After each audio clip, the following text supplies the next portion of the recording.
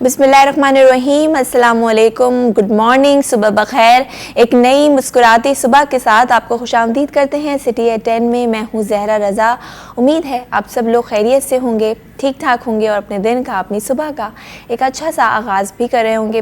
वैसे तो आज सैटरडे और मोस्टली सैटरडे को इस वक्त ज़्यादातर लोग सो रहे होते हैं, लेकिन हम हाजिर हैं आपकी खिदमत में और आपको बताएंगे कि आज की ताज़ा तरीन अपडेट्स क्या है, कराची की क्या सूरत हाल है।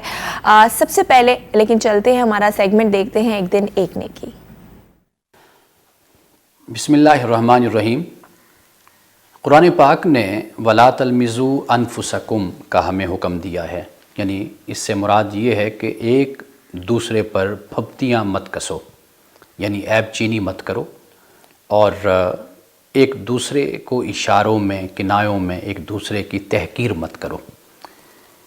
अब देखिए कि यहाँ पे अल्लाह सुब्हानहू व तआला ने अनफुसकुम फरमाया। अरबी ज़ुबान जानने वाले जानते हैं कि अनफुसकुम का मतलब होता है अपने आप को, यानी अपने आप पर ऐब चीनी ना करो, ताना ना करो। अब ये जो अपने आप को फरमाया, ये क्यों फरमाया?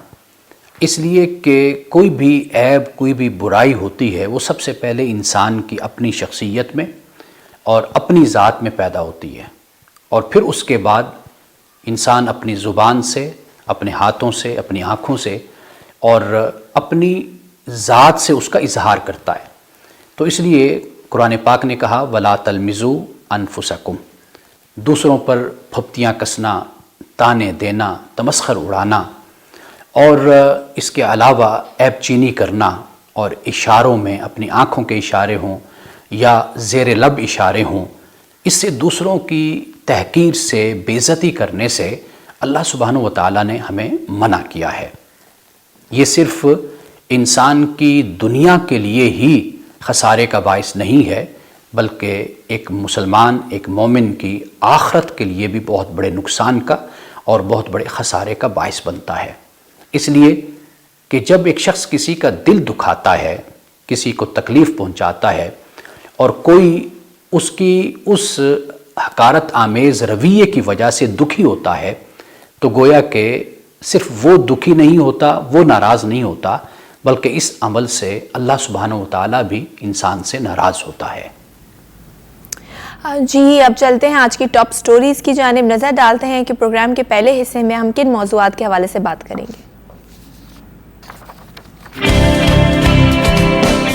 कराची में साइन बोर्ड माफिया की एक बार फिर एंट्री। हुकूमत और बल्दियाती इदारों की सरपरस्ती में शहर में साइन बोर्ड की भरमार हो गई।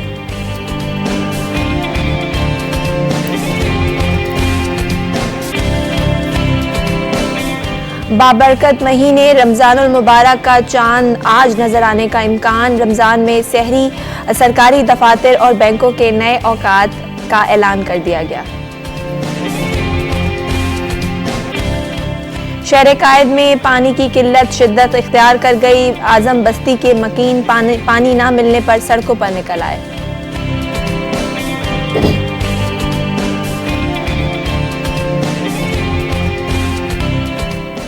सिंध हुकूमत ने हामला माओ और नौमौलूद बच्चों की हिफाजत के लिए कोशिशें तेज कर दी। कराची की 8 यूनियन काउंसिल्स में हामला माओ और नौमौलूद बच्चों की रजिस्ट्रेशन का अमल शुरू कर दिया।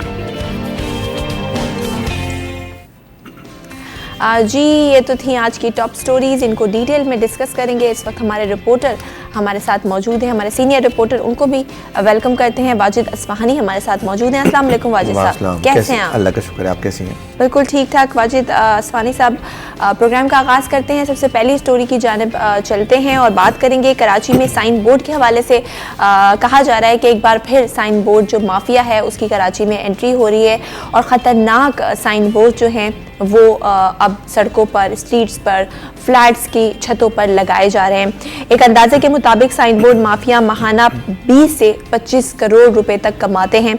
अदालत की अगर बात की जाए तो अदालत ने साइन बोर्ड को हटाने का हुक्म दिया हुआ है। और पहले से भी अदालत की जानिब से एक वक्त आया था, कराची में इतने साइन बोर्ड्स ने नुकसान उठाया था, बारिशें हो गई थी या फिर थोड़ी सी आंधी आई, तूफान आया, तो इन साइन बोर्ड्स की वजह से बहुत ज़्यादा नुकसान हुआ था, जानी नुकसान हुआ था, माली नुकसान हुआ था, जिसके बाद अदालत में इस पर पाबंदी लगा दी गई थी। अब क्यों दोबारा ये सर उठा रहा है, इस हवाले से बात करेंगे। जी वाजिद साहब, कराची में कह रहे हैं साइन बोर्ड माफिया एक बार फिर जो है वो सर उठाने लगा है, और माहाना आमदनी अगर इनकी बात की जाए तो इतनी ज़्यादा है, 20 से 25 करोड़। देखिए, उमूमन तो ये कैंपेन जो है और शोर उठता है मानसून की सीज़न में, जब बारिश होती हैं तो एक शोर मचता है कि साइन बोर्ड हटाएं, साइन बोर्ड हटाएं। हाँ। अब ये इस वक्त क्यों हो गया? और देखिए, पहली बात मैं बताऊँ, साइन बोर्ड अभी भी लगे हुए हैं। हाँ। अभी आप सड़कों पे निकलें तो रमज़ान की जितनी भी कैंपेन है वो आपको साइन बोर्ड से नजर आती है। बाज़ जगह पे आपको केचप के इस्तार मिलेंगे, बाज़ जगह आपको तेल के इस्तार जो है ऑयल के बिकने के साइन बोर्ड लगे हैं, बाज़ वक़्त आपको शरबत जितने भी होते हैं रमज़ान में बिके जाते हैं उनके साइन बोर्ड लगे हुए। कैंपेन तो चल रही है। ये केस क्यों आपके सामने आया, ये एकदम से अदालत क्यों पहुंच गई है? क्योंकि जिस फ्लैट पे लगा गया था और जिस जो अपार्टमेंट था, जिस रेजिडेंसी, उसके जो जिस फ्लैट के ऊपर लगा गया था, एक फ्लैट के ऊपर लगता है ना कम से कम, ये जी जी जी, उसको बगैर बताए ये साइन बोर्ड उसकी यूनियन ने लगा दिया। अच्छा, तो ज़ाहिर है ये जब भी पैसे, ये बहुत महंगे होते हैं साइन बोर्ड, जब ये किसी फ्लैट के ऊपर लगते हैं तो इसके पैसे, जो साइन बोर्ड जिसके फ्लैट के ऊपर लगता है, आधे पैसे माहाना उसको जाते हैं और आधे पैसे अमूमन देखा जाता है यूनियन को जाते हैं। 50-50% डिवाइड होता है। तो यूनियन ने पूरे पैसे इसके खाने की सोची और इसको बगैर बताए, इसकी मर्जी के बगैर ये साइन बोर्ड इसके सर पे लगा लिया, नहीं छत पे लगा लिया। तो ये अदालत चला गया। यकीनन इसने बहस की होगी, इसको नहीं किया होगा, तो अदालत ने नोटिस ले लिया। अगर ये मामला फार्म तफहीम से हल हो जाता जैसे होता है हमारे यहाँ, तो ये मामला कोर्ट तक नहीं पहुँचता। अब ये होगा कि यूनियन इसके साथ शायद डील कर लेगी, इसको पैसे देगी, पहले मान ली थी। तो और अमूमन तो ऐसे भी करते हैं बाज़ फ्लैट वाले जो अपने सर छत पे लगाते हैं ये साइन बोर्ड, वो महीने के यूनियन के पैसे भी नहीं देते। भाई बदमाशी होती है ना कि हमारे पास छत पे तो लगा हुआ साइन बोर्ड। तो इसके साथ भी ये हुआ कि इसको चूंकि यूनियन ने इसके इल्म में लाए बगैर इसके फ्लैट के ऊपर साइन बोर्ड लगा दिया कि माहाना कम से कम 20,000-15,000 की प्रॉफिट होती है, इतना पैसा जाता है। कोई अगर बड़ा साइन बोर्ड लगा हुआ, डिपेंड करता है वो शहर के किस हिस्से में वो फ्लैट आबाद है। अगर वो रौनक इलाके में आबाद है और सड़क से दिखाई देता है तो माहाना 50,000 भी देता है, 1 लाख भी देता है साइन बोर्ड वाला, जिसमें से आधे पैसे तो इसको पैसे की भी होगी कि ज़ाहिर है मुझे पैसे नहीं मिल रहे, एक तो मेरे फ्लैट पे लगाया हुआ है, इसलिए कोर्ट चला गया। ये बहुत अच्छा। वाजिद साहब, इस पे पाबंदी नहीं लगा दी गई थी कुछ साल पहले, क्योंकि बहुत ज़्यादा नुकसान हुआ था, शार फैसल पे काफ़ी बोर्ड्स गिर गए थे, तो अभी कौन से ऐसे एरियाज़ हैं जहाँ पर साइन बोर्ड्स लगाना अलाउ नहीं है? तमाम एरियाज में साइन बोर्ड लगाना अलाउ नहीं है, लेकिन तमाम एरियाज में साइन बोर्ड लगे हुए हैं। आप फिर भी लगे हुए हैं, तो ये वही माफिया का राज है। माफिया कर रही है, वो सही आपकी खबर है कि 20 से 25 करोड़ रुपए कमा रहे हैं, हो सकता है 30 करोड़ तक जाए, क्योंकि बहुत बड़ी तादाद में पैसे लगते हैं इसमें, बहुत बड़ी तादाद में साइन बोर्ड लगते हैं और ये सारी कंपनियां ठीक ठाक पैसे देती हैं। तो जिसके हिस्से में वो एरिया होता है जो ये काम करता है वो ठीक ठाक पैसे कमाता है। और आप निकल जाए शहर में, देखें 20 तरह से मैंने बात की, हर जगह साइन बोर्ड लगे हुए, उस बड़े पैमाने पे नहीं लगे जैसे पहले लगते थे, लेकिन लगे हुए अभी भी साइन बोर्ड। तो अभी जो अदालत है उसने बरहमी का इजहार किया है, तो अगर ये मतलब लॉ में नहीं है, मना है अदालत की तरफ से, तो फिर भी इसको लगाया जा रहा है, फिर वही अगेन बात करेंगे कि माफिया इतनी स्ट्रांग है कि इसके खिलाफ कोई कानूनी कार्रवाई नहीं की जाती। देखिए, बाज़ औक़ात तो कानून अंधा होता है ना, तो कोई चीज़ें नज़र नहीं आती हैं। ये शहर में काम हो रहा है, क्या ये हमारे जो अदालतें हैं कि जो लोग हैं काम करते हैं उसमें जो अफसरान हैं, क्या वो सड़कों पर निकलते नहीं है? क्या उनको ये साइन बोर्ड नज़र नहीं आते? वो एक्शन नहीं लेते जब तक कोई खुद ना पहुंचे अदालत में जाके एक्शन ले ले। कभी कभार ऐसा होता है कि वो आज खुद नोटिस ले लेते हैं, लेकिन वरना ये सब चल रहा है सबकी अदालत की कहते हैं ना कि नाक के नीचे सब काम हो रहा है। लगाने के लिए भी तो कोई इदारे होंगे ना जिससे इजाज़त लेनी पड़ेगी, डॉक्यूमेंटेशन होगी, तो वो कौन इसको देखता है? कौन सा? 2 चीज़ें होती हैं, तो विद परमिशन ये ले लें, लेकिन विद परमिशन बहुत मुश्किल होती है। तो फिर ये कहते हैं ना कि अंडर द टेबल काम होता है, जी हम ये लगाएंगे, आपके पैसे आप तक पहुँच जाएंगे। ये हकीकत है, ये होता है हमारे यहाँ। इसमें हमें कोई लगी लिपटी नहीं रखनी चाहिए। उनके पैसे वो आगे से कुछ नहीं कहते, उनको हर महीने उनके पैसे मिल जाते हैं, साइन बोर्ड भी लग जाता है और जो लगवाता है उसको उसके पैसे मिल जाते हैं। फिर खुदा न खासा वो साइन बोर्ड गिरता है तो फिर वो शहरी के भाई कई इंसानी कीमती जानें इसमें ज़ाया हुई हैं। हमने देखा है साइन बोर्ड गिरा है, कोई माजूर हुआ है, लेकिन हमारे मुल्क में शहर में कोई पूछने वाला नहीं है। बिल्कुल आपने सही कहा, माफिया का राज है। और ये माफियाज ऐसे हैं कि लगता है कि हर किसी से मतलब लॉ से भी ये ज़्यादा स्ट्रॉन्ग है, आपकी जो हुकूमत है उससे भी ज़्यादा स्ट्रॉन्ग नज़र आते हैं। चलते हैं अपनी अगली खबर की जानिब और आपको बताएं कि बाबरकत महीने रमज़ान मुबारक का चार्ज नज़र आने का इम्कान है और महकमा मौसमियात ने पहला रोज़ा 3 अप्रैल को होने का इम्कान ज़ाहिर किया है। आज चाँद देखने के लिए रुयत हिलाल कमेटी का इजलास भी होगा। जोनल कमेटी इजलास की सदारत मौलाना मोहम्मद सेल्फी करेंगे और महकमा मौसमियात के मुताबिक कराची में आज गुरूब आफ्ताब 6:49 पर होगा। गुरूब आफ्ताब के बाद 7:57 तक जो है वो चाँद देख सकेंगे। तो इस बारे से बात करेंगे। आज चाँद होने का इम्कान है, कल हमने देखा सऊदी अरब में हो गया, आज पहला रोज़ा है, तो मोस्ट प्रॉब्ली महकमा मौसमियात का तो यही कहना है कि आज जो है वो चाँद नज़र आ जाएगा। अमूमन ये होता है कि जिस दिन सऊदी अरब में रोज़ा होता है नेक्स्ट डे पाकिस्तान में होता है, एक दिन वो हमसे आगे चलते हैं। अच्छा, सऊदीया वाले चाँद भी नहीं जाते, वो तो ऑलरेडी पहले से फिक्स कर देते हैं कि हम इस दिन अपना पहला रोज़ा रखेंगे। लेकिन सबसे अच्छी बात यह है कि इस नए पाकिस्तान में जो हमने देखी है 3-3.5 साल में, जब से ये रुयत हिलाल कमेटी के चेयरमैन चेंज हुए, मुफ्ती मुनीब की जगह मौलाना खुबैर आज़ाद आए हैं, बादशाह मस्जिद वाले, तो हमने वो चांद का झगड़ा जो पोपलजी वाला झगड़ा था वो नहीं देखी। वरना होना ये था कि कल पोपलजी साहब ऐलान कर देते थे और आज पेशावर में और केबीकी में पहला रोज़ा होता। अमूमन वो एक दिन पहले रोज़ा कर देते, लेकिन गुज़िश्ता 3-3.5 साल में हमने नए पाकिस्तान में देखा कि झगड़ा नहीं हुआ। उसकी वजह ये है कि वो जब रुयत हिलाल कमेटी के चेयरमैन चेंज हुए, मुफ्ती मुनीब उनकी जगह मौलाना खुबैर आज़ाद आ गए, और तो उसके बाद वो पोपलजी साहब आप बैकफुट पे चले गए, वो नहीं करते अपना, अब उनको चांद नजर नहीं आता। पहले उनको चांद नजर आया करता था जब मुफ्ती मुनीब। क्या मामला था कि पाकिस्तान में रहते हुए आपका ईद दो ईदें मना रहे हैं, एक रोज़ा किसी के 30 है, किसी के 29 है, बड़ी अजीब सी बात होती है। उसकी वजह ये है कि देखें हमारे यहाँ होती है, कहनी नहीं चाहिए, फ़िरका वारियत इस तरह की होती है, तो उसके आपस में जो झगड़े होते हैं वो हम इस तरह से फिर बैठ के सामने लेके आते हैं जो नहीं आना चाहिए। अब क्या चांद की शहादतें नहीं मिल रही पेशावर में? अब क्या केपीकी में किसी हिस्से में चांद की शहादतें नहीं मिल रही? इसका मतलब है पहले गलत होती थी या अब सही होता है? ये क्या कंफ्यूजन है? और अब तो टेक्नोलॉजी हमारे पास इतनी है, उससे देख लिया जाता है कि प्रॉपर्ली चांद कब नजर आया है। एटलीस्ट फवाद चौधरी ने ये काम तो बेहतर किया था गुज़िश्ता 3-3.5 साल में कि इस झगड़े को निपटाया। सही।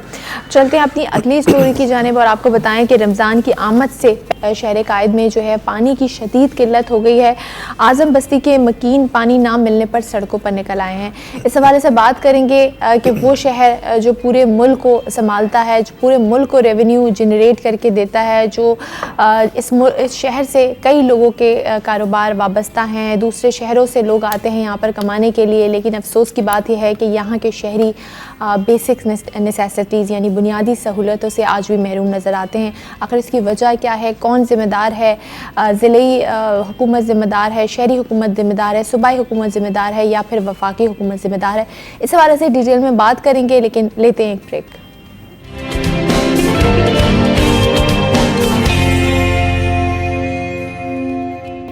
जी, एक ब्रेक के बाद आपको फिर से खुशामदीद करते हैं सिटी एट 10 में। मैं हूँ ज़हरा रज़ा। चलेंगे अपनी अगली ख़बर की जानिब, बात करेंगे शहर कायद की, और रमज़ान के आते ही, बल्कि रमज़ान के आने से कबल जो शहर कायद है इसके कई इलाके ऐसे हैं जहाँ पर पानी की शदीद किल्लत हो गई है। आज़म बस्ती के मकीन पानी ना मिलने पर जो है वो एहतजाज कर रहे हैं और सड़कों पर निकल आए हैं। पानी की किल्लत के ख़िलाफ़ एहतजाजी मुज़ाहरा भी उन्होंने किया है। मुज़ाहिरीन का कहना है कि आज़म बस्ती, आज़म टाउन समेत दीगर इलाकों में पानी की शदीद किल्लत है। लाइन का पानी बंद हो गया है और वो सख्त गर्मी में क्या करें, कहाँ जाएं। वाटर बोर्ड ने रिश्वत लेकर गैर कानूनी कनेक्शन दे रखे हैं, जिससे उन्हें पानी की किल्लत का सामना करना पड़ता है। मुज़ाहिरीन ने टैंकर माफिया के खिलाफ भी नारे लगाए और वाटर बोर्ड के खिलाफ भी नारे लगाए। इस हवाले से बात करते हैं। जी, जैसे कि ब्रेक पे जाने से पहले भी मैं कह रही थी वाजिद साहब के वो कराची वो शहर है जो पूरे मुल्क को खिलाता है, नो डाउट। उसी शहर के जो शहरी हैं, जो अवाम हैं, उसके लिए उसका ये हाल है। पानी उसको नहीं दिया जा रहा। सड़कों का आपको पता है क्या सूरत हाल है, कचरे का क्या आलम है, मतलब किसी चीज़ में भी कराची वालों को सुकून नहीं है। मजा फरमाया आपने। देखिए, पानी और बिजली एक ऐसी चीज़ है जो बहुत ही ज़रूरी है आपकी ज़िंदगी गुजारने के लिए, और उसमें बिजली में भी पहले नंबर पर पानी आता है, यानी बिजली दूसरे नंबर पर आती है। और इतनी शदीद गर्मी में अगर पानी की किल्लत हो, देखें हमारी और रमज़ान भी आ रहे हैं, रमज़ान से कबल ये होना बिल्कुल सही बड़ी बात है। तकलीफदेह बात है। हमारे घर में अगर एक दिन पानी ना आए तो हम स्टोर पानी से उसको अपने दिन गुजारते हैं। हमें इतनी मुश्किल होती है स्टोर पानी से दिन निकालने की सूरत में, जिसके घर में पानी ही नहीं आ रहा हो और वो कितना स्टोर कर लेगा। एक टंकी होगी ना घर के घर में, 2 टंकी होगी, और अगर ज़्यादा अफराद घर में रहते हैं तो बहुत प्रॉब्लम का सामना करना पड़ता है। अब इसके पीछे 2 वजूहत हैं। एक तो हमारा K4 मंसूबा अभी तक कराची का मुकम्मल नहीं किया गया, जिसकी वजह से पानी की किल्लत है। और फिर एक जो नई बस्ती उन्होंने बसाई है शहर से बाहर, बहरिया टाउन, वहाँ पानी के कनेक्शन दे दिए गए हैं। इतलात ये है कि K4 के थ्रू वहाँ पानी चला गया है, जो कराची को मिलना था वो बहरिया टाउन को चला गया है। अच्छा। एक तो ये बहुत तकलीफ वाली बात है, जो कराची के शहरियों को पानी मिलना था। दूसरा K4 का मंसूबा उन्होंने मुकम्मल नहीं किया। और तीसरी बात, पानी तो आ रहा है लेकिन वो टैंकर माफी को मिल रहा है। टैंकर्स कहाँ से पानी लेके आ रहे हैं? कभी आपने कभी ऐसा सुना कि टैंकर वालों ने हड़ताल कर दी कि उनको पानी नहीं मिला? पानी उनको सारा मिल रहा है लेकिन आवाम को नहीं मिल रहा, जो टैक्स भी दे रहे हैं, जो हर किस्म के बिल पे कर रहे हैं, उनको पानी नहीं मिल रहा। वो बेचारे एहतजाज पे मजबूर हो गए। अच्छा, वाटर बोर्ड का अगर बात की जाए तो वो कहते हैं जितनी पानी की डिमांड है, जितनी रिक्वायरमेंट है, उतना गैलन पानी नहीं आता। मतलब सूबे को पानी उतना नहीं दिया जाता। तो ये बात सही है क्या? नहीं, देखिए बात ये है कि एक फर्ज करेंगे, एक सेकंड के लिए मान ली इनकी बात की ये बात सही है कि उतना पानी नहीं है, तो आप फिर क्यों बैठे हैं सीट पर?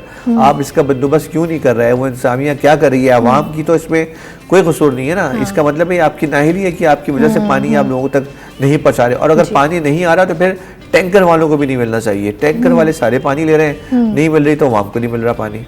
हाँ, ये एक बड़ी बात है कि अगर पानी की कमी है और पानी की रिक्वायरमेंट जितनी है उतना पानी मौजूद नहीं है, तो ये टैंकर माफिया कहाँ से भर भर के पानी जो है इतनी हैवी कीमतों पे जो है ये बेच रहे हैं? इनके पास पानी कहाँ से आ रहा है? किसी और शहर से पानी भर के ला रहे हैं? कभी आपने सुना कि हाइड्रेंट बंद हो गया क्योंकि वहाँ पानी नहीं पहुँच सका? हाइड्रेंट का कोई इशू हो गया? हाइड्रेंट के कभी कोई इशू नहीं होते। हाइड्रेंट पे सारा पानी वाफिर मकदार में मिलता है, वहाँ से टैंकर पानी भरता है और लोगों तक पहुँचता है और महंगे दामों में बेचते हैं वो पैसे। तो कौन चला रहा है टैंकर को, उसको देखें पीछे कौन है। इस पे अदालत को नोटिस लेना चाहिए। पानी तो सबसे ज्यादा जरूरी है, साइन बोर्ड भी जरूरी है, लेकिन इंसानी जान उससे जाती है, लेकिन पानी तो बहुत ज्यादा जरूरी है। इस पे पता नहीं क्यों अदालत। तो बाजिद साहब, क्या वजह है कि हम अगर देखें सिंध में, कराची में MQM की हुकूमत रही, पीपल्स पार्टी की हुकूमत है 13-14 सालों से, डिलीवर नहीं कर पाती कभी भी? उसकी कोई वजह तो ऐसा एक काम करे ना कि हाँ बंदा जो है खड़े होकर के कि हाँ इन्होंने कुछ किया है। जैसे नो डाउट नून लीग की जो बात है कि लाहौर को उन्होंने पंजाब को डेवलप किया है, रोड्स बनाए हैं, मोटरवे देख लें आप, बसेस देख लें, कचरे की जो वहाँ पर सूरत हाल है, आप वहाँ इस तरह से कचरा नहीं फेंक सकते जिसे यहाँ फेंक देते हैं। देखिए, मैं नून लीग की तारीफ इसलिए की जाती है, हालांकि नून लीग ने कोई बहुत अच्छा काम नहीं किया। मसला ये है कि उसके मुकाबले में कराची सिंध में काम ही नहीं हुआ है, तो इसलिए हमें नून लीग की काम जो है वो पंजाब में बहुत अच्छे दिखाई देते हैं। MQM पीपल्स पार्टी ने पहले भी कभी काम नहीं किया था और आइंदा भी काम नहीं करेंगे, ये तो तय है। लेकिन अफसोस की बात यह कि आवाम ने वोट दिया था PTI को कि वो शायद कराची में कोई तब्दीली लेके आएंगे, लेकिन 3.5 साल हो गए, कराची के आवाम आज भी उन्हीं मसाइल का शिकार हैं और इनके MNA MPs ने वो काम नहीं किए जो उनको करने चाहिए थे। सवाए चंद इलाकों की सड़कें बनाना ये कोई बहुत बड़ा काम नहीं है। 90% तो शहर है तबाह हाल है, वो 10% सड़कें बनाने से कौन सी आवाम की कोई बहुत बेहतरी होगी? जो बुनियादी ज़रूरत है, पानी, बिजली, वो मसाइल तो हल करें इनके। हाँ बिल्कुल, जो बुनियादी ज़रूरतें हैं एटलीस्ट वो हल कर सकें, फिर आप जाके जो है अच्छी इंफ्रास्ट्रक्चर और इन सारी चीज़ों पे फोकस करते हैं। लेकिन अफसोस की बात यह है कि यहाँ पर बुनियादी सहूलतें ही मुयस्सर नहीं है आवाम को। खैर, चलेंगे अपनी अगली स्टोरी की जाने बात करेंगे। रमज़ान मुबारक की आमला कल कराची में पहला और पाकिस्तान में पहला रोज़ा भी होगा। तो आपको बताएं कि रमज़ान मुबारक के हवाले से जो सरकारी दफातर और बैंकों के टाइमिंग्स हैं उनका ऐलान कर दिया गया है। पीर से जुमेरात तक दफातर जो हैं वो सुबह 10 बजे से शाम 4 बजे तक खुले रहेंगे। जुमे के दिन जो दफातर हैं उसके औकात ये हैं कि सुबह 10 बजे से दिन 1 बजे तक खुले रहेंगे और पीर से जो बैंक्स हैं वो पीर से जुमेरात सुबह 10 बजे से 4 बजे तक खुले रहेंगे, जबकि जुमे के दिन जो बैंक की टाइमिंग्स होगी वो 10 बजे से 1 बजे तक की होगी। इस हवाले से बात करेंगे। हमारे तो टाइमिंग्स वही रहते हैं, आपको पता है मीडिया वालों के, हमें तो कोई ऐसा फ़ायदा नहीं होता, लेकिन जो है जो सरकारी दफातर हैं, जो बैंक्स हैं, जो ऑर्गेनाइजेशंस हैं, डिफरेंट ऑफिसेज हैं, उनके टाइमिंग जो है 10 बजे से 4 बजे तक कर दिए गए हैं। देखिए, ये टाइमिंग असल में हम लोग हैं लकीर के फ़कीर। मैं हर बात पे कोई तनकीद नहीं करना चाहता। 10 बजे का मतलब जो इंसान बैंक में जॉब करता है या सरकारी जॉब करता है वो 9 बजे घर से निकल जाए। जिस तरह कराची की ट्रैफिक है, 1 घंटा पहले पहुँचेगा तो जब निकलेगा तो जब वो ऑफिस अपने टाइम पे पहुँचेगा। 9 बजे का मतलब जब आपकी सहरी ख़त्म होगी 5:15 साढ़े 5 बजे, आप नमाज़ पढ़ के 5:45 तक फ्री होंगे आप फ़ौरन सहरी करके सो नहीं सकते। अगर आप सहरी करके फ़ौरन सोएंगे तो आपकी तबीयत अच्छी नहीं रहेगी, दिन भर आपका जो है वो अच्छा नहीं गुजरेगा और ज़ाहिर है आपका हाजमा बहुत डिस्टर्ब होगा। तो होना ये चाहिए जो 10 बजे की टाइमिंग है 10 से 4, उससे बेहतर है कि आप टाइमिंग सुबह 8 से 2 कर लें, ताकि लोग सहरी करने के बाद नमाज पढ़ें, सिपारा पढ़ें या जो मतलब आपका कहने का मकसद है कि जो सहरी के बाद ना सो सके वो ना आकर सो सके, ना तो आगे ये सो बीच सके, का टाइम तो कुछ ये ऐसा। टाइम बेकार है 10 बजे 10, इससे अच्छा आप 8 से 2 कर लें ताकि वो घर आके नमाज भी पढ़ ले और उसके बाद थोड़ा सो भी जाए, रेस्ट भी कर ले। और लेकिन ये शुरू से चलता आ रहा है तो उसी को कंटिन्यू किया। थोड़े अकल इस्तेमाल करें, लोगों की दिन बचाएं, टाइम बचाएं, लेकिन वो टाइम बचाती नहीं। चाहे प्राइवेट ऑफिस हो, बस प्राइवेट ऑफिस में टाइम 9 से वही 3 कर दिया या 10 से 4 कर दिया, आप पहले ले आए। शहरी के बाद उमूमन लोग जाग रहे होते हैं, उसके बाद वो घर आ जाएं, घर आके आराम कर लें, थोड़ा घर वालों को टाइम दे दें। लेकिन 10 से 4 का मतलब वो ना इधर के रहे ना उधर के रहे। बिल्कुल आपने सही कहा, क्योंकि 4 बजे अगर दफातर की छुट्टी होगी तो आते आते 5:30 6 तो वैसे ही बच जाएंगे। कराची की जिस हिसाब से ट्रैफिक है जी, तो ये 2 बजे होनी चाहिए, टाइमिंग इनकी खत्म होनी चाहिए। सही, बिल्कुल सही। अब बात करेंगे सिंध हुकूमत का एक अच्छा इकदाम सामने आया है। जो हमला ख़वातीन हैं और नौमौलूद बच्चे हैं उनकी हिफाजत से जो है वो तेज़ कर दी गई है। वो क्या हैं डिटेल में आपको बताएंगे, लेकिन अभी लेते हैं एक ब्रेक। कहीं मत जाइए, देखते रहिए सिटी एट 10।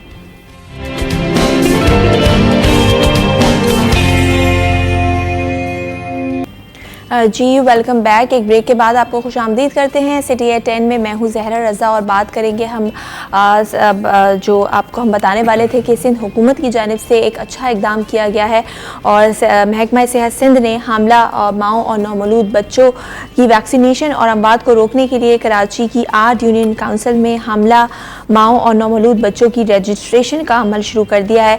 वज़ीर सेहत सिंध कहती हैं कि कराची में अस्पतालों की ज़रूरत है लेकिन मुनासिब जगह दस्तयाब नहीं।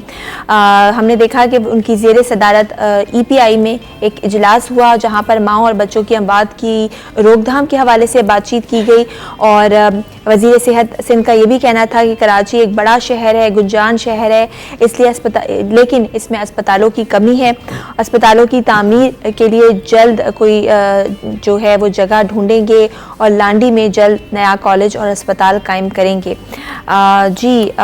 बहुत सारे बच्चे ऐसे हैं न्यू बॉर्न जो नौमौलूद होते हैं, जो बेसिक फैसिलिटीज़ नहीं मिलती, हॉस्पिटल्स की मैं बात कर रही हूँ, जिसकी वजह से अमवात की जो शरह है वो बहुत ज़्यादा है पाकिस्तान में।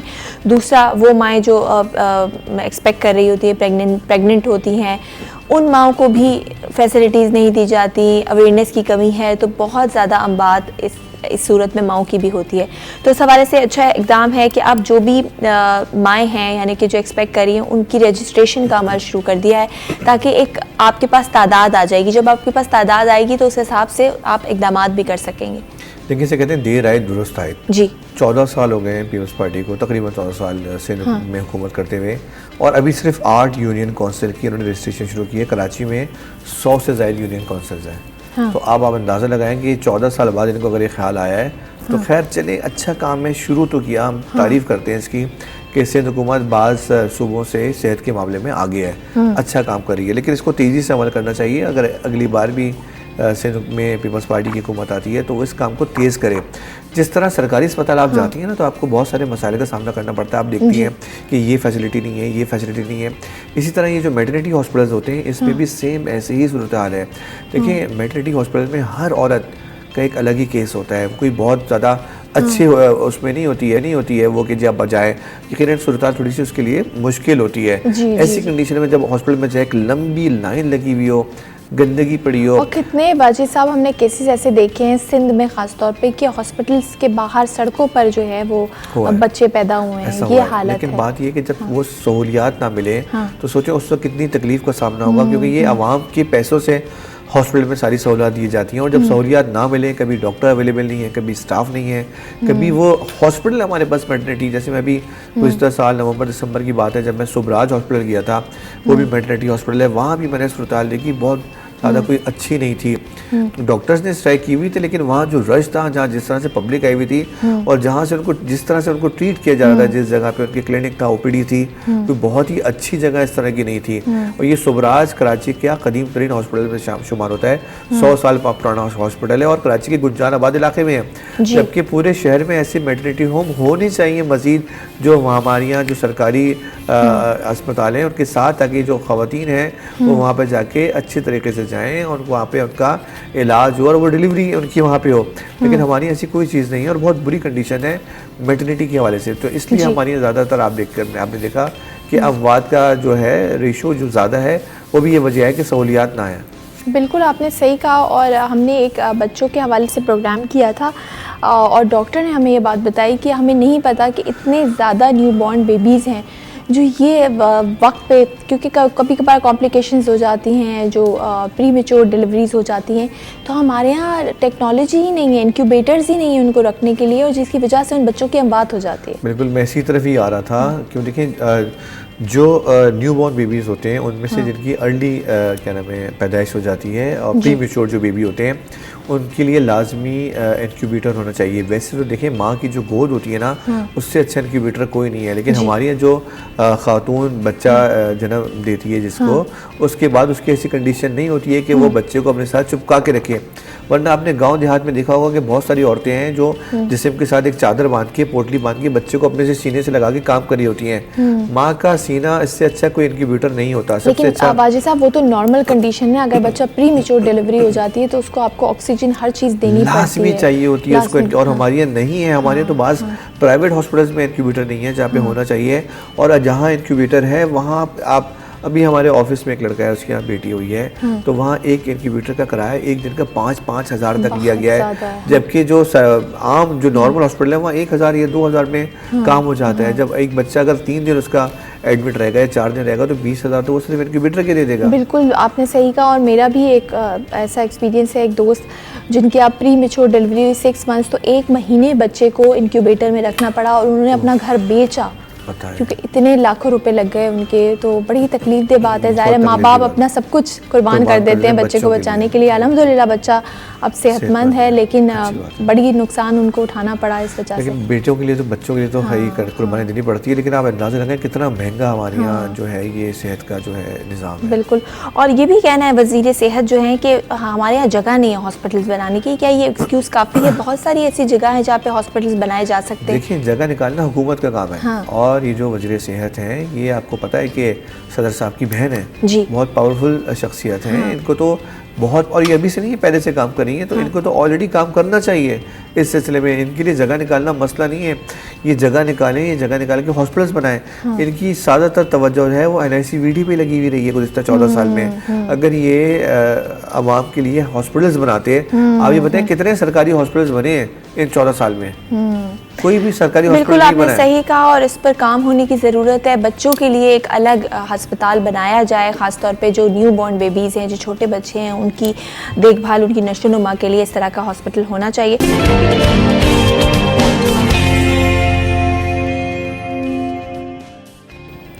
जी वेलकम बैक। एक ब्रेक के बाद आपको खुशामदीद करते हैं सिटी एट 10 में। मैं हूँ ज़हरा रज़ा और अब बात करने वाले हैं आपकी ड्रेसिंग के हवाले से। जो आपका लिबास होता है, वो कहते हैं ना कि जो आपकी ड्रेसिंग है, जो आपका लिबास है, वो आपकी शख्सियत का आइनादार होता है। वो आपकी जो पर्सनालिटी होती है उसकी तर्जुमानी करता है। और यकीनन जब भी आप अच्छा ड्रेस पहनते हैं तो ऑब्वियसली आप खूबसूरत नज़र आते हैं, अच्छे दिखते हैं, कॉन्फिडेंट फील करते हैं, और जो आपकी सेल्फ स्टीम है वो और ज़्यादा बूस्ट हो जाती है। और अक्सर हम लोगों से मिलते हैं, कहते हैं ना फर्स्ट इंप्रेशन जो होता है वो बहुत इंपॉर्टेंट होता है। अक्सर हम लोगों से मिलते हैं, हम उनको जानते नहीं हैं, लेकिन जो उनकी ड्रेसिंग होती है, जो उनकी अपीयरेंस होती है, अगर वो अच्छी हो तो वो हमें इंस्पायर करती है और हम उनके बारे में एक अच्छा सा सोच भी डेवलप कर लेते हैं। तो ड्रेसिंग बहुत ज़्यादा मैटर करती है, इम्पॉर्टेंट है। तो आज हम जानेंगे कि आपकी ड्रेसिंग किस तरह से आपकी तर्जुमानी करती है, और आजकल क्योंकि गर्मियों का मौसम है तो आजकल किस तरह के जो हैं वो डिज़ाइंस मार्केट में इन हैं, किस तरह के फैशन जो है वो आजकल आ गए हैं, क्या चीज़ ट्रेंडी है क्या नहीं, कौन से ऐसे कलर्स हैं जो आपको पहनने चाहिए इस मौसम में। तो इस हवाले से बात करेंगे। हम स्टूडियो में ज्वाइन किया है सना वामिक ने, जो कि एक डिज़ाइनर है, बहुत खूबसूरत उनके ड्रेसेस होते हैं, और ख़ास तौर पे मैं बताना चाहूँगी जो मैंने आज ड्रेस पहना हुआ है खूबसूरत सा, वो भी उन्हीं का है। तो उनको वेलकम करते हैं। अस्सलाम वालेकुम सना। वालेकुम कैसी हैं सना? अल्हम्दुलिल्लाह। सना बहुत शुक्रिया आपके टाइम का, स्टूडियो आने का। तो गर्मियों का मौसम है और जैसे मैंने कहा ड्रेस आपकी पर्सनैलिटी पे बहुत ज़्यादा एक पावरफुल इम्पैक्ट डालता है। अगर अच्छी ड्रेसिंग होगी तो आप खुद भी कॉन्फिडेंट फील करते हैं और दूसरे लोगों के सामने भी आपकी एक अच्छा इमेज जाता है। सबसे पहले अगर मैं ड्रेसिंग की अहमियत जानना चाहूँ तो आप क्या बताएंगे? ज़रा देखा जाए तो ड्रेसिंग की जो आपकी इम्पोर्टेंट है आपकी लाइफ में, इट्स लाइक कि आपकी पूरी पर्सनालिटी उस पर फोकस कर रही होती है। और बीइंग अ डिज़ाइनर मैं हमेशा अपने कस्टमर्स को एक ही बात गाइड करती हूँ कि आप अपने आप को फोकस करके ड्रेसिंग करें। किसी को टारगेट ना करें जी फना ने ये पहना है तो हम उसको देखकर पहन लेंगे, नहीं, व्हाटएवर सूट्स यू, आप पे जो सूट करता है आप उसको प्रेफरेंस करें, क्योंकि आपकी पर्सनालिटी ज़्यादा मैटर करती है। मुझे भी बहुत सारी चीज़ें दूसरों के ऊपर अच्छी लगती हैं, लेकिन जब हम बात करते हैं अपने हवाले से तो जी हम अपने कॉम्प्लेक्शन को देखकर, अपने बॉडी फिजिक को देखकर फिर हम अपने आप को जज कर पाते हैं कि जी हम पे ये चीज़ सूट करेगी और आइदर नहीं करेगी। This is the main part कि जो हम कहते हैं कि जी ड्रेसिंग इम्पोर्टेंट यहाँ पर है। और ड्रेसिंग इम्पॉर्टेंट इस उसमें भी है कि जी समहाउ लाइक आपकी पर्सनालिटी जो है, अगर हम कॉम्प्लेक्शन को लेकर टारगेट करते हैं कि जी कॉम्प्लेक्शन के अकॉर्डिंग देखा जाए तो बहुत से लोग कॉम्प्लेक्स में भी होते हैं कि जी हम पे ये कलर सूट नहीं करता, या कोई चीज़ डार्क हमने पहनी है तो ये हमें मतलब वीटिश कलर है तो हम नहीं कवरेज कर सकते, या फिर हम मोटे हैं या पतले हैं। बहुत सारे इसके समझ लें कि इधर से उधर ब्रांचेस निकल रही है, तो स्लोली हम इसको डिस्कस करेंगे आपके साथ। बिल्कुल सही कहा, क्योंकि फैशन की अगर बात की जाए तो फैशन की ऐसा कोई खास डेफिनेशन नहीं है, इट्स ऑल अबाउट के कैसे आप उसको जो आपने पहना है उसको कैरी कैसे कर रहे हैं, और fashion is what you carry और क्या आप पे सूट कर रहा है। तो सना आपके पास अक्सर लोग आते होंगे ऐसे, ऑब्वियसली आप कस्टमाइज ड्रेसेस भी बनाती हैं, तो लोग अक्सर होता है ना कि देख कर कहते हैं कि हमें वो बड़ी अच्छी लग रही है तो हमें भी ऐसा ड्रेस चाहिए, हमें भी ऐसा कलर पहनना है। तो किस तरह से आप गाइड करती हैं कि नहीं ये आपकी पर्सनैलिटी पे सूट नहीं करेगा, ये आपके कलर के या हाइट के अकॉर्डिंगली जो है वो अच्छा नहीं लगेगा? ज़रा सेम यही चीज़ें बहुत कभी कभार हैंडल करना मुश्किल होती हैं, क्योंकि कस्टमर अपना एक माइंड सेट करके आता है। सम टाइम आप यकीन करें कि मैं बड़ा वो हो जाती हूँ कि कस्टमर को गाइड करना, उसको समझाना कि जी आई कैन अंडरस्टैंड कि आपको जी फ्रॉक पसंद है, but the physique you are carrying, first कहते हैं कि जी कपड़ों में शेप लेकर आए। मैं कहती हूँ जी मेन प्रेफरेंस तो बॉडी की है, आप पहले बॉडी में शेप लेकर आए, कपड़ों में शेप देना हमारा काम है। तो this is what I mean to say कि लाइक आपको इन चीज़ों के ऊपर बहुत फोकस करना पड़ता है, अपने फिजिक को देख के, अपने कॉम्प्लेक्शन को देख के, अपनी मतलब लाइक सो मेनी थिंग्स कि आप उसको कर रहे होते हैं। तो ये सारी चीज़ें हैं जो हम कहते हैं कि जी जब हम बहुत इरिटेट होते हैं क्लाइंट के साथ उसको समझाने में, उसको बताने में। सही। अच्छा सना, अब गर्मियों का मौसम आ गया है और रमज़ान भी है, तो क्या चीज़ इन है, क्या ट्रेंडी है अभी इस सीज़न में? समर को तो जब हम सोचते हैं तो कुछ ऐसा हो जाता है कि लाख हम एक कंडीशन भी ऑन कर लें, लेकिन हमारी जो अप्रोच होती है वो ये होती है यार बहुत सफोकेशन हो रही है, गर्मी हो रही है, किस तरह के कपड़े पहने जाएं। कुछ डार्क कलर्स को देख के हमें कुछ होने लगता है यार, कुछ पेस्टल हो, कुछ समरी टाइप हो, कुछ इस तरह की चीज़ हो, कुछ कूलिंग सूथिंग हो आपको मेंटली।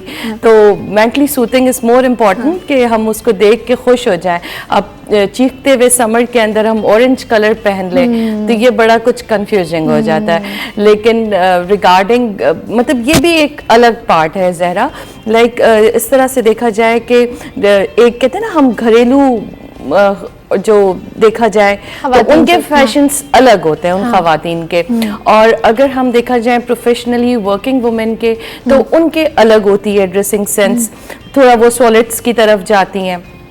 आपके अकॉर्डिंग देखा जाए तो ऑब्वियसली आप लोगों को स्क्रीन को भी फोकस करना होता है, स्क्रीन को भी टारगेट करना होता है, तो हम आपको ऐसे ड्रेसेस नहीं प्रेफरेंस दे सकते जो ऑलरेडी लाइट कलर्स पे हो। अगर हम लाइट कलर्स पे जाएंगे आपके लिए तो वो फिर मर्जिंग हो जाती है। तो हमें दिखाना है अपने ऑडियंस को भी कि ज़हरा ने आज ये पहना है, तो this is what the main important role कि हर बंदे का इसमें अलग कैटेगरी है जिसको हमें ये जज करना पड़ता है कि जी इनको इस अकॉर्डिंग चाहिए, भले वो समर हो, भले वो स्प्रिंग हो, भले वो विंटर का हो। हाँ बिल्कुल आपने सही कहा, क्योंकि ये हमारी जो जैसे लाइट्स हैं स्टूडियो रिक्वायरमेंट की डिफरेंट होती है, लेकिन अगर नॉर्मली बात करें समर्स की तो जैसे आपने कहा पेस्टल कलर्स की तरफ आप जाते हैं क्योंकि आपकी वो आंखों को एक ठंडा एहसास देते हैं। तो अभी कौन से कलर्स हैं जो ज़्यादा इन हैं पेस्टल्स में? अभी इस वक्त अगर हम देखें पेस्टल कलर्स में थोड़ा सा जो एक क्लासी लुक चेंज हुआ है। उमन पहले लोग थोड़ा सा स्काई ब्लू की तरफ, अब उन्हीं कलर्स को मिंट बहुत ज्यादा मैं देख जी रही हूँ। बिल्कुल मिड ग्रीन की तरफ हो गए हैं। अब हम स्काई ब्लू नहीं कहते, अब हम कहते हैं जी ice blue, mint green, powder pink colour, dusty pink colour और पीच। तो ये सारे कलर्स ऐसे हैं जिनका नाम लेते हैं ना तो हम कहते हैं it's look very cool with some combination और क्लासी। उसमें भी लगता है बंदे की पर्सनालिटी बेज कलर है, ऑफ वाइट है, तो उसको ये मैं कहती हूँ कि ये सारे कलर्स ऐसे हैं कि जिनको अगर हम सॉलिड भी पहनते हैं तो भी उसमें बहुत आपकी पर्सनालिटी इन्हेंस होती है, और अगर हम उसको विद सम कॉम्बिनेशन पहनते हैं लाइक अपने आप को थोड़ा सा फोकस करते हुए, ओकेजन को देखते हुए, तो भी अच्छा लगता है। सही सही। अच्छा सना, अभी हम देखते हैं जैसे मार्केट्स में बहुत ज़्यादा कंपटीशन है और लॉन का तो एक आपको पता है Exactly, वो तो पूरी एक ट्रेंड चल रही है। वो चल रही है, लेकिन मैं देखती हूँ कि बहुत ज़्यादा रिच उसमें फ्लावर्स हों या कलर्स हों, उसका इस्तेमाल, फिर उसके साथ लेसेस, उसके साथ एम्ब्रॉयडरी, तो वो कुछ ऐसे लगता है खिचड़ी सी कुछ बन गई है। अच्छा ज़हरा, पता है you know what, I am not in the favour of the busy prints. अच्छा बिजी प्रिंट्स लोग प्रेफरेंस देते हैं, मैनी लाइक आप कह सकते हैं सबका अपना एक विजन है देखने का, लेकिन मैं बिजी प्रिंट्स के ऊपर इसलिए नहीं कहती क्योंकि बिजी प्रिंट्स में लाइक आपकी फैब्रिक की जो वेरिएशन होती है, जो आपका विजन होता है, वो कहीं खो जाता है। मीन्स आपने उसमें लेसेस भी भर दी हैं, आपने उसमें एम्ब्रॉयडरी भी भर दी है, आपने उसमें लाइक ओवरऑल इतना कुछ भर दिया है कि आपकी जो आपका एक विजन था, जो आपका एक वो था कि जी हमने लॉन्ग फ्लेयर पे रखना है, कट्स कौन से देने हैं, तो वो प्रिंट्स में आके कहीं उलझ जाता है। तो बहुत ज़्यादा बिजी प्रिंट्स के ऊपर मैं समझती हूँ कि वी शुड अवॉइड। ठीक है, जैसे कि अगर ओकेजनली हम देखते हैं कि नहीं जी शादी का है तो अच्छा लगता है some type of digital lehenga, choli and so on, इस तरह की चीज़ें मुझे अच्छी लगती हैं कि हम कुछ देसी तड़का अपने कस्टमर्स को देते हैं मेहंदी वगैरह के अकॉर्डिंग। लेकिन डेली वेयर में तो आप इसको नहीं प्रेफर कर सकते। डेली वेयर में सेम वही चीज़, घरेलू खातून they mostly prefer kind of brands lawn, उसमें खूब सारे प्रिंट्स होते हैं। अच्छा, उनकी भी मुझे लगती है कि लॉजिक ये होती है कि हम इतना पैसा दे रहे हैं तो हमें ज्यादा कोई एम्ब्रॉयडरी एक ही चीज में मिल जाए और इतना कुछ मिल जाए कि लाइक एंड है वो, मतलब आपको सब कुछ एक ही प्रिंट में कैसे आप करते हो एक्सपेक्ट। और फिर उनका रीज़न ये भी होता है कि if they will go for the solid में सॉलिड को कैरी करना it's not a easy task. Solid is like a with same monochrome colour, उसमें कोई भी स्टेन होता है, कोई भी चीज़ होती है तो it visible very quickly, right. अब वही चीज़ पूरी खिचड़ी बनी हुई है एज पर यू सेड के खिचड़ी, तो वो उसमें ऐसा होता है कि वो चीज़ फिर कहीं खो सी जाती है। कुछ भी गिरे उनके घर में, उनको कुछ भी हो, दे नेवर केयर। आप सॉलिड में लेकिन आप अपने आप को देखें, माशाल्लाह you are wearing all over same, right.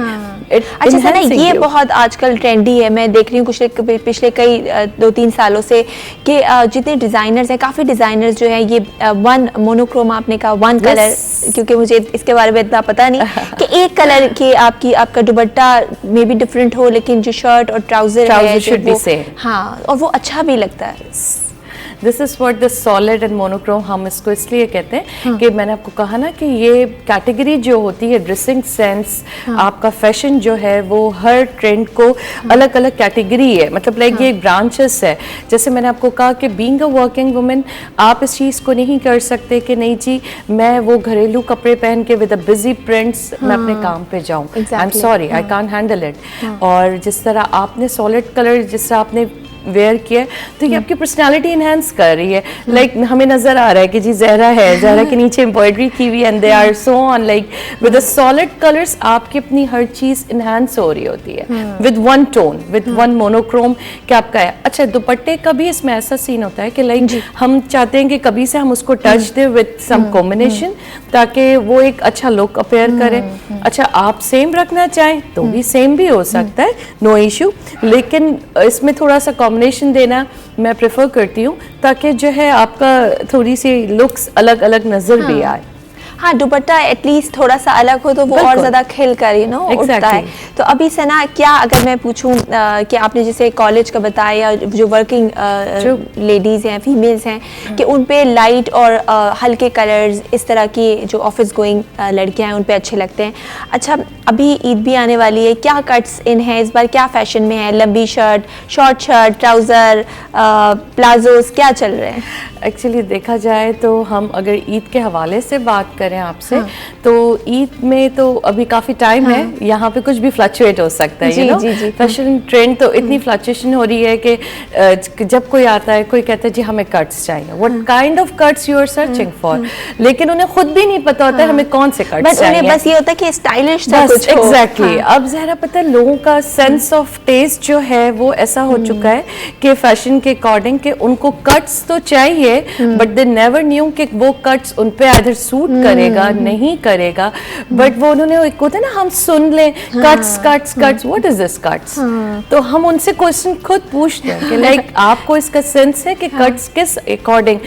Okay if अगर मैं कहूँ आपसे काफ्तान, तो काफ्तान के ऊपर भी कई तरह की चीज़ है, पोंचो भी उसमें इंक्लूड हो जाता है, हर चीज़ हो जाती है। तो अब ईद जिस तरह हमारी इस वक्त गर्मी में पड़ेगी तो आई मोस्टली प्रेफर कि जी वही same logic with a light pastel colours हो विद सम लिटिल बिट अच्छा उसमें कुछ एम्बेलिशमेंट हो, कुछ कटवर्क्स हो। अच्छा कटवर्क्स एम्ब्रॉयडरी में इस वक्त बहुत इन है, हर डिज़ाइनर उस कटवर्क एम्ब्रॉयडरी को बहुत इन्हांस कर रहा है। और पहले जो था पहले थोड़ा कोरा दबका का एक ट्रेंड था, एक वक्त था, but now we are switching like कि नहीं जी अब कोरा दबका थोड़ा साइड में हो, थोड़ा सा एक अच्छा ट्रेंडी सा लुक हो, थोड़ा इस तरह का हो कि जी अगर हम इतने पैसे इन्वेस्ट करें एक सूट के अंदर तो एटलीस्ट हम उसको दो जगह शादी में पहने, दो जगह लिटिल बिट इवनिंग पार्टीज में पहने, तो इस तरह का है। और ईद के ऊपर इंशाल्लाह जो एक हमें नज़र आ रही है चीज़ वो यही है कि हम थोड़ा कट्स इस तरह से रखें कि हम फ्रॉक को भी इन रखें, जी फ्लेयर्स हों, फ्रॉक हो, क्योंकि फ्रॉक एक ट्रेडिशनल लुक देता है, और उसमें हम कट्स ये रखेंगे कि लाइक फ्रंट हमने थोड़ा शॉर्ट रखा, पीछे थोड़ा टेल स्टाइल लॉन्ग रखा, कुछ हमने साइड कॉर्नर्स शॉर्ट रखे, कुछ हमने ड्रॉपिंग कॉर्नर्स लॉन्ग रखे। This is what the all cuts are about. अच्छा फैशन तो वही है, रिपीट होता रहता है, लेकिन वो एक ट्रेडिशन की आपने बात की कि ईद एक ऐसा मौका है, और ईद तो अभी दूर भी है, लेकिन हम बात कर रहे हैं कि उस पे हमेशा ट्रेडिशनल चीजें ही अच्छी लगती हैं। जो लाइक छोटी बच्चियां अगर आपने देखा है गरारे पहनती हैं, हम प्लाजोस पहनते हैं इवन विद लॉन्ग फ्लेयर्स, कितना उसका एक लुक ही अलग लगता है। और वो चीजें मतलब हम थोड़ा सा डेली वेयर से हट के अगर कुछ करते हैं तो वो ऑटोमेटिकली वो चीज बहुत अच्छी लगती है। तो अच्छा सना, अक्सर खवातीन जो होती है उनकी प्रॉब्लम होती है बेचारी, उनका वेट ज्यादा होता है, तो वो कॉन्शियस रहती हैं कलर के हिसाब से भी कि वो कलर पहने जिसमें वो थोड़ी सी स्लिम दिखे, या मटेरियल जो है वो थोड़ा सा ऐसा हो जिसमें वो स्लिम दिखे, तो कौन सा मटेरियल आप उनको सजेस्ट करेंगी, या कौन से ऐसे कलर्स हैं जो कि थोड़ी अगर मोटी खवातीन हैं या लड़कियां हैं वो पहन सकें? अच्छा ज़हरा मैं आपको बताऊं कि जहाँ तक वेरिएशन का ताल्लुक है कपड़े की, कि फैब्रिक की वेरिएशन क्या होनी चाहिए according to like body physique, तो मैं ये प्रेफरेंस देती हूँ कि जी अगर आप थोड़े से मतलब आपको लगता है कि जी हाँ जी, एक तो ये भी लगना ज़रूरी है, क्योंकि लोगों को ये भी नहीं फील होता है कि जी हम मोटे हैं, उन्हें हम बोले तो और किसी अच्छा नहीं, कोई पतले होते हैं उनको बहुत लग रहा होता है कि वो मोटे एग्जैक्टली हैं। वो तो दोनों skinny से रह होते रहे हैं, तो स्किनी का इशू है, फैट है तो फैट्स का इशू है। तो खैर एनीवेज ऐसा होता है कि जी वेरिएशन जब आपको पता है कि जी आप थोड़ा बॉडी फिजिकली इतने हो, तो आप ऑर्गेन्जा जो फैब्रिक आपको थोड़ा सा बूस्ट अप कर रहा हो, जो खड़े खड़े से फैब्रिक होते हैं, जैसे ऑर्गेन्जा है, जिकार्ड है, और इस तरह के फैब्रिक जो मोस्टली, इसलिए मैं ऑर्गेन्जा का वर्ड यूज कर रही हूँ, आजकल ऑर्गेन्जा बहुत ट्रेंड में। अच्छा, तो ये आप स्लिम जो पतले वो है मोटे लोग ना पहने। अच्छा, मोटे लोग ना पहने, सही। ठीक है। अगर उनका बहुत उनका अंदर से उनकी क्रेविंग हो रही है कि नहीं जी हमें भी कुछ ऑर्गेन्जा में पहनना है, तो इट्स मोर बेटर कि वो उसका ऑर्गेन्जा का दुपट्टा बनवा ले। तो वो दुपट्टे से ये होता है कि आपका एक कहते हैं आपकी विश भी पूरी हो गई, एग्जैक्टली आपकी ख्वाहिश पूरी हो गई, और आपने उसको एक अच्छे से सॉलिड के साथ, आपने एक अच्छे से सूट के साथ उसको कैरी भी कर लिया। और दुपट्टे वैसे ही आजकल आपको पता है सब काम दुपट्टों पे ही फोकस हो रहा है कि दुपट्टे आपके अच्छे से अच्छे हों और उसका लुक एनहांस करें। बिल्कुल सही। इसी तरह अगर स्लिम की मैं बात करूं तो उन पे तो क्या चीज़ आप समझती है, कौन सा कपड़ा जो है वो सूट करता है? अच्छा, स्लिम होना एक नेमत है आई थिंक।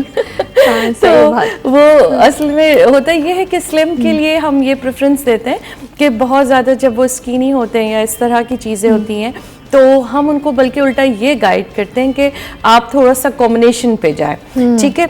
कॉम्बिनेशन को जब हम प्रेफरेंस करते हैं स्किनी लोगों के ऊपर, तो उसमें उनका फिजिक बड़ा अच्छा कंपोज नज़र आता है, वो बहुत ज़्यादा स्किनी नहीं नज़र आते। सम टाइम स्क्रीन के ऊपर हम देखते हैं कि मॉडल्स बहुत अच्छी मतलब नज़र आ रही होती हैं, हम भी स्क्रीन के ऊपर इस वक्त बहुत डबल नज़र आ रहे हैं लाइफ में, वो बिल्कुल and I am very conscious about it कि हम कितने ही वेट रिड्यूस कर ले, लेकिन जब हम स्क्रीन के ऊपर आते हैं तो वो चीज़ डबल हमें मल्टीप्लाई कर रही होती है।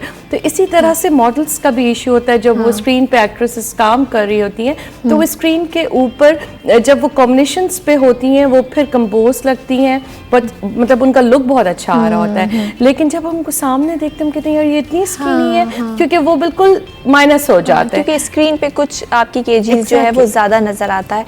तो ये देखते हुए अपने जो है ड्रेस का इंतखाब करें, अपना कलर, अपनी फिजिक, अपनी पर्सनालिटी को देखते हुए अपने फैशन का इंतखाब करें। बहुत शुक्रिया सना वामिक साहिबा, प्रोग्राम में तशरीफ़ लाई। बहुत खूबसूरत आपके ड्रेसेस होते हैं, इंशाअल्लाह हम इसी तरह आपके ड्रेसेस पहनते रहेंगे। इसके बाद एक और अहम मौजू के हवाले से बात करेंगे, लेकिन फ़िलहाल लेते हैं एक ब्रेक। कहीं मत जाइए, देखते रहिए सिटी एट 10।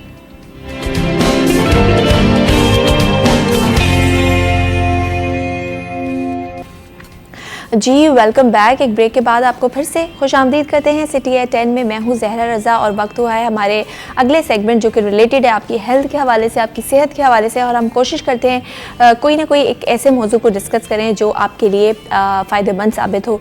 गर्मियों का आगाज़ हो चुका है और कराची में जो इस वक्त गर्मियाँ हैं वो अपने उरूज पर हैं, पारा 41 डिग्री तक पहुँच चुका है। और गर्मियों का जब मौसम आता है तो बहुत सारे स्किन प्रॉब्लम्स भी हो जाते हैं, उभर कर सामने आ जाते हैं। ऑयली स्किन का होना, फिर उसके बाद पोर्स आपके ओपन हो जाते हैं, फिर एक्नी का होना, फिर एक्नी स्कार्स, इसी तरह हेयर के भी बहुत सारे मसाइल हैं। ख़ास तौर पे वो लोग जो कि स्कार्फ करते हैं या वो मर्द हजरात जो कि पगड़ी पहनते हैं या टोपी पहनते हैं, तो वो काफ़ी देर के लिए वो जब पहनते हैं तो उसके बाद उनकी या तो इन्फेक्शंस भी हो जाते हैं और जो है बालों में ऑयल भी आ जाता है। तो इन सारे सवालात के जवाब लेंगे कि किस तरह से इस मौसम में आप अपनी स्किन को हेल्दी रख सकते हैं, क्या ऐसे ट्रीटमेंट्स हैं जो आपको लेने चाहिए, और किस तरह से आप गर्मियों के मौसम में अपनी स्किन और अपने बालों का ख्याल रख सकते हैं। ये हम जानेंगे हमारी एक्सपर्ट से जो कि हमारे साथ मौजूद हैं। डॉक्टर अमरीन हमारे साथ मौजूद हैं जो कि डर्मेटोलॉजिस्ट हैं। उनको वेलकम करते हैं। अस्सलाम वालेकुम डॉक्टर अमरीन। वालेकुम अस्सलाम। First of all thank you so much for inviting me in your show. Thank you so much Amreen, आपका बहुत शुक्रिया, आपने वक्त दिया। गर्मियों की बात कर रहे हैं और गर्मियों का मौसम जब भी आता है तो बहुत सारी प्रॉब्लम्स भी लेके आता है। बिल्कुल। तो अब रमज़ान भी आ रहे हैं, गर्मियों की अगर मैं बात करूँ स्किन के हवाले से तो क्या बेसिक प्रॉब्लम्स हैं जो फेस करनी पड़ती है हम लोग? अच्छा, स्किन के हवाले से सबसे पहले तो आपने ही सारी प्रॉब्लम्स जो हैं, मोस्ट ऑफ द प्रॉब्लम्स आपने कर ली, क्योंकि सबसे कॉमन जो हमारी है वो जिनकी स्पेशली ऑयली स्किन है उनको एक्ने के ब्रेकआउट्स फेस करना पड़ते हैं, ओपन पोर्स हो जाते हैं। फिर गर्मियों में जब आप बहुत ज़्यादा अगर स्ट्रॉन्ग फेस वॉशेस यूज़ कर रहे हैं तो आपकी सेंसिटिविटी हो जाती है, धूप की वजह से आपके टैनिंग होना शुरू हो जाती है, तो इस तरह की चीज़ें बहुत ज़्यादा ट्रिगर हो जाती हैं। एंड साथ साथ फिर बालों के प्रॉब्लम्स, वही ऑयली स्कैल्प, डैंड्रफ, बालों का गिरना, ये सारी चीज़ें जो कि गर्मियाँ साथ लेकर आती हैं। सही। तो स्किन ख़ासतौर पे वो लोग जिनको एक्ने का इशू रहता है और सर्दियों में भी हो जाती है, लेकिन गर्मियों में जब ज़ाहिर ऑयल आपकी स्किन पे ज़्यादा आता है तो वो क्या करें, किस तरह का फेस वॉश इस्तेमाल करें, क्या आप प्रिवेंटिव मेजर्स उनको सजेस्ट करेंगी? क्योंकि बहुत ज़्यादा कॉमन है, ख़ासतौर पे टीनेजर, चाहे वो लड़के हों लड़कियां हों, इस मौसम में एक्ने का प्रॉब्लम ज़्यादा हो जाता है। बिल्कुल। अच्छा, एक्ने का प्रॉब्लम ज़्यादातर उन्हीं में हो रहा है जिनकी ऑयली स्किन है। जिनकी नॉर्मल टू ड्राई स्किन है उनके लिए समर्स बहरहाल एक ब्लेसिंग होता है, क्योंकि जो थोड़ा बहुत ऑयल निकलता है फेस से वो उनकी स्किन को मॉइस्चराइज रखता है। लेकिन हाँ, जिनके ऑयल ग्लैंड्स बड़े साइज़ के हैं, ठीक है, उनके लिए समर्स जो है वो प्रॉब्लमेटिक होते हैं, क्योंकि उन्हीं को ब्रेकआउट ज़्यादा फेस करना पड़ते हैं। ब्लैक हेड्स आ जाते हैं, वाइट हेड्स आ जाते हैं, नॉर्मल छोटे छोटे दाने आ जाते हैं, कुछ के सिस्टिक एक्नी हो जाती है जिसको हम कॉमेडोनल एक्नी, सिस्टिक एक्नी, ये सारी एक्नी की अब जो हम ट्रीटमेंट प्लान देते हैं वो हम अकॉर्डिंग टू स्किन टाइप देते हैं। जैसे जिनकी माइल्ड एक्नी है उनको तो नॉर्मल फेस वॉशेस भी उनके लिए, अगर वो एक रूटीन फेस वॉश अच्छा कर रहे हैं जिसके अंदर सैलिसिलिक एसिड है स्पेशली, जो कि आपकी स्किन को एक्सफोलिएट करता रहता है, आपके डक्ट्स को क्लीन रखता है, तो उनके लिए एनफ है। लेकिन अगर माइल्ड टू सीवियर एक्नी है देन प्लीज सेल्फ मेडिकेशन उस पर ना करें, ठीक है ना। उसके लिए आप अपने डर्मेटोलॉजिस्ट के पास जाएं और एक प्रॉपर ट्रीटमेंट प्लान बनाएं, क्योंकि अगर आपके माइल्ड एक्नी है तो फिर फेस वॉश, लेकिन मॉडरेट एक्नी के ऊपर आपको फिर डॉक्टर जैसे बेंजोइल पेरोक्साइड की क्रीम्स देते हैं, ट्रेटिनोइन या विटामिन ए ड्राइव्ड जो होते हैं उनकी आपको क्रीम्स दी जाती हैं जो कि आपकी स्किन को पिंपल फ्री रखते हैं। लेकिन अगर आपकी सीवियर एक्नी है, सिस्टिक एक्नी है, तो आपके लिए ट्रीटमेंट प्लान बनवाना फ़ौरन बहुत ज़्यादा इंपॉर्टेंट है, क्योंकि अगर आपने फ़ौरन ट्रीटमेंट प्लान स्टार्ट नहीं किया तो there are very high chances कि आपकी स्किन पर वो डीप पिगमेंटेशन छोड़ देगा या फिर स्कार्स छोड़ देगा, ठीक है ना, आपके पोर्स को ओपन कर देगा। स्कार्स एक बार हो जाए, क्योंकि मुझे भी अपनी जो टीन एज थी उसमें एक्ने का सामना करना पड़ा था। Although my skin is very dry, लेकिन बहुत सिवियर एक्ने हुई थी तो उसके बाद स्कार्स हो गए थे। लेकिन आज भी मैं इतने ट्रीटमेंट्स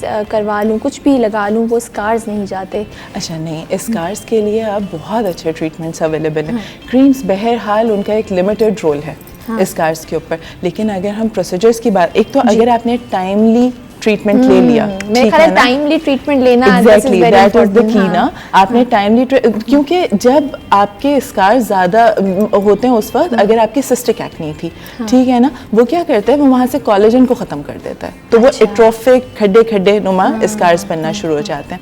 अच्छा, तो उसके अंदर आपने अब अगर हम जो प्रोसीजर्स ऑप्शंस हमारे पास अवेलेबल है, अव्वल तो सिलिकॉन बेस्ड जेल्स आती हैं, बहुत सारी इस तरह की क्रीम्स हैं, लेकिन वो अपना लिमिटेड रोल ही होगा उनका, वो प्रिवेंट कर सकती हैं, लेकिन वो स्कार्स को रिवर्स करना उनके लिए इतना ज़्यादा पॉसिबल नहीं होता।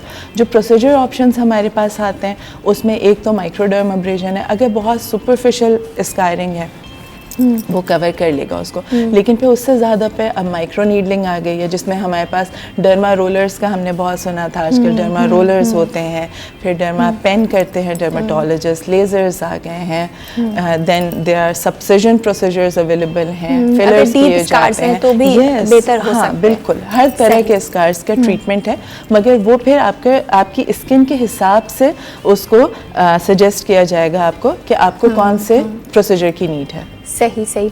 अच्छा, गर्मियाँ आती हैं, ऑयल आता है स्किन पे, और हमारी जो ख़वातीन हैं, जो लड़कियां हैं, वो घरेलू टोटके शुरू कर देती हैं, बर्फ़ लगाना, आइसिंग करना, या फिर बेसन लगा लिया दही के साथ, मुल्तानी मिट्टी लगा ली, इस तरह के बहुत सारे टोटके, तो इससे फ़र्क पड़ता है?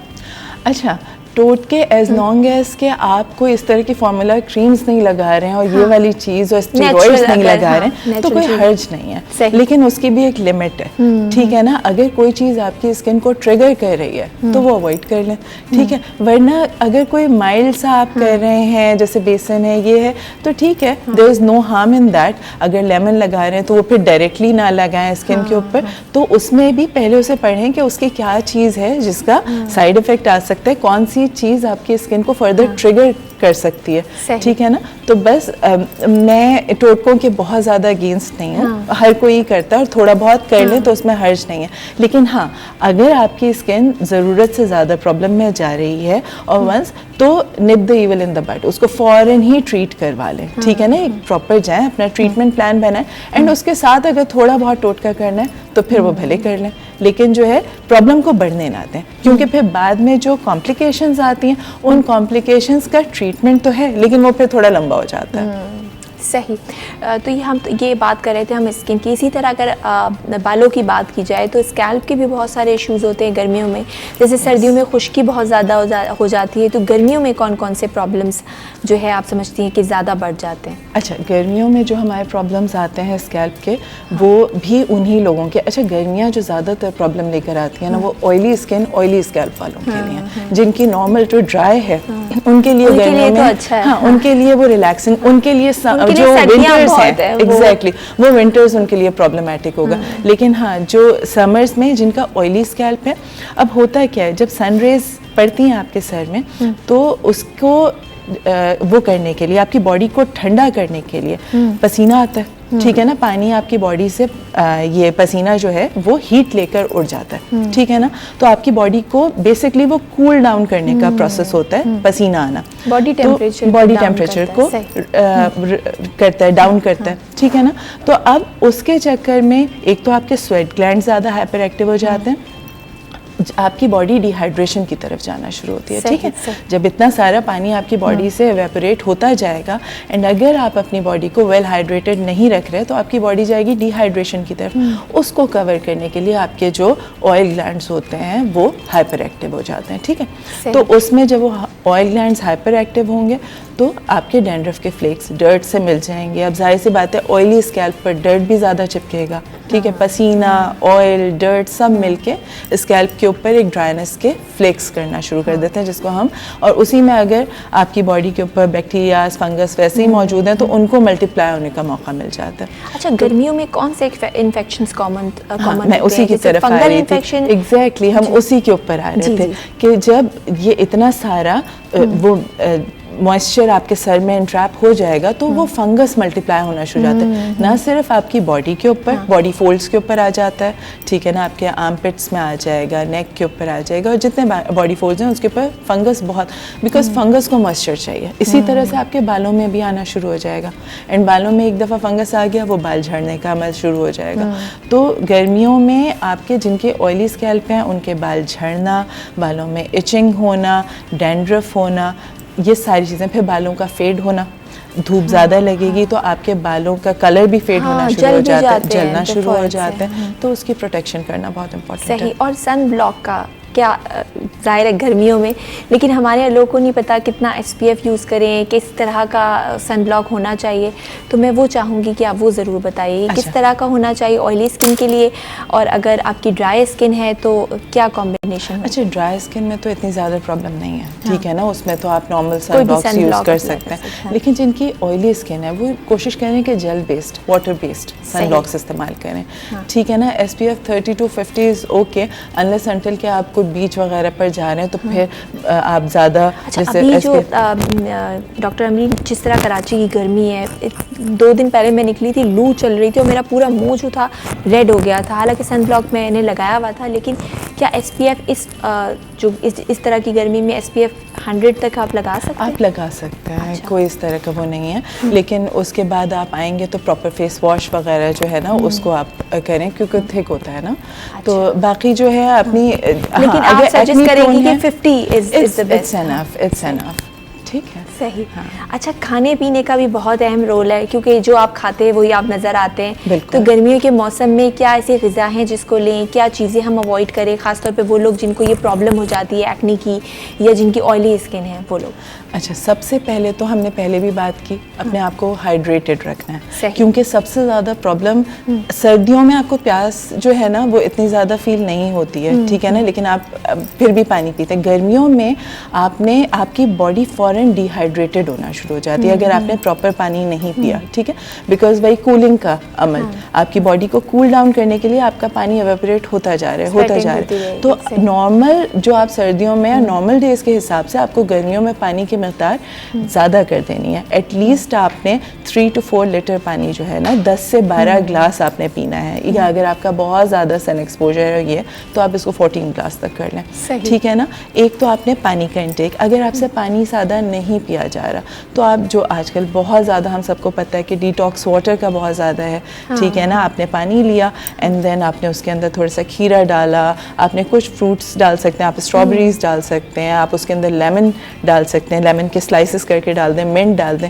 इम्यूनिटी बूस्ट करना है तो आप उसमें जिंजर डाल दें, ठीक है ना, तो वो खुद ही उसमें इफ्यूज़ हो जाएगा एंड वो पानी आप सारा दिन पीते रहें तो it's like more like a flavoured water and वो आपकी बॉडी के एंटीऑक्सीडेंट्स की नीड को भी पूरा करेगा। सेकेंडली, अल्लाह ताला ने हमें, वैसी कुदरत ने हमें इतने बेहतरीन फ्रूट्स जो हैं वो मौसम के हिसाब से दिए हैं। अभी तरबूज है, खरबूजा है, ठीक है ना, गर्मा है, स्ट्रॉबेरीज है, इनमें एक तो वाटर कंटेंट है और दूसरे एंटीऑक्सीडेंट्स हैं। जैसे तरबूज है, ग्लूटाथियोन का पूरा एक पैकेट है, ठीक है ना, तो आपकी स्किन लाइटनिंग तो वैसे ही वो कह रहे हैं, आपको इंजेक्शन लगाने की जरूरत आप इंजेक्शन लगा रहे हैं, आप टैबलेट्स खा रहे हैं, नेचुरल चीज़ें, एग्जैक्टली, तो वो तो आपको गिफ्ट वैसे ही मिला हुआ है। फिर फ्रूट्स के साथ साथ आप सैलेड्स का इंटेक बढ़ा दें, ठीक है ना, खीरा है और इस टाइप की चीज़ें जो अपने सैलेड, ग्रीन सैलेड्स जो हैं वो आपके बहुत अच्छे से, ये चीज़ें 2 काम करेंगी। एक तो आपको रिफ्रेश रखेंगी, आपके बॉडी का वाटर कंटेंट कम नहीं होने देंगी। दूसरी चीज़ क्या करेंगे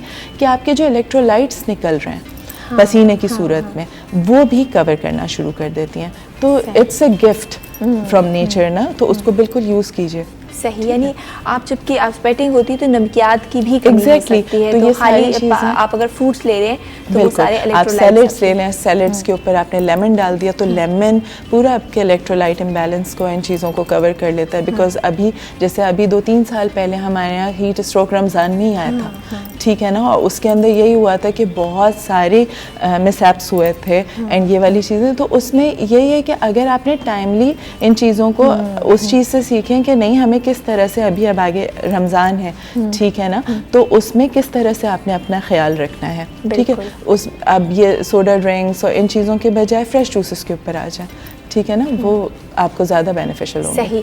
और रमज़ान भी आने वाले हैं, आप अब मौजूद हैं, मैं चाहूँगी कि ये जो हमारे यहाँ फिज़ी ड्रिंक्स का इस्तेमाल होता है, एक तो आप पूरा दिन भूखे रहते हैं, फास्टिंग करते हैं, तो ऑब्वियसली एसिडिटी, आपको एसिड प्रोड्यूस होता है क्योंकि खाना नहीं आप खा रहे, तो उसके बाद इस तरह की ड्रिंक का इस्तेमाल कितना नुकसानदेह हो सकता है? अच्छा, सबसे पहले तो सबको मेरी तरफ से एडवांस रमज़ान मुबारक, ठीक है। अच्छा, दूसरी चीज़ obviously soda drinks, fridge drinks, इसमें आपके न्यूट्रिएंट कंटेंट तो नहीं है, ठीक है ना, इसके अंदर जो आपको मिल रहा है वो ओनली शुगर मिल रही है, ठीक है ना, तो सारा दिन के बाद सबसे बेहतर यही है कि आप जैसे फ्रेश जूस है, लाइम जूस है, लेमनेड बना के पी लिया, आपने स्मूदीज़ पी लिए, ठीक है ना, वो आपके ज़्यादा बेनिफिशियल होंगे बजाय इसके कि आपके स्टमक के लिए, आपके इंटेस्टाइन के लिए भी ठीक नहीं होंगे। एंड दूसरा, सडन आपका शुगर कंटेंट जो है ना वो बढ़ा देंगे, जो कि आपके लिए वैसे ही अच्छा नहीं है। ये तो सभी को पता है कि आपके हेल्दी तो नहीं है ना, सबको पता है, लेकिन हम लोग लेकिन हम फिर भी करते हैं, तो ठीक है, हम अपने आप को मुसलसल रिमाइंड कराते रहेंगे कि कौन सी चीज़ें हेल्दी हैं, कौन सी हेल्दी नहीं है। सही, बहुत शुक्रिया डॉक्टर अमीन मंसूर, आपका प्रोग्राम में तशरीफ़ लाई और बहुत ही इंफॉर्मेटिव गुफ्तगू भी जो कि हमारी नाज़रीन के लिए बहुत हेल्पफुल साबित होगी। लेते हैं एक ब्रेक के बाद मज़ीद बात करेंगे, कहीं मत जाइए, देखते रहिए सिटी एट 10।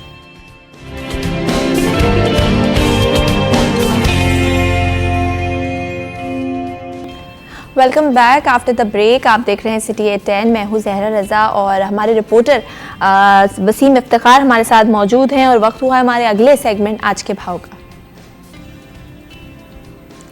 जी बसीम इफ्तिखार हमारे साथ मौजूद हैं। बताइएगा वसीम, इस वक्त कराची में क्या सूरत हाल है महंगाई की, और सब्जी और फलों के क्या रेट चल रहे हैं इस वक्त कराची में?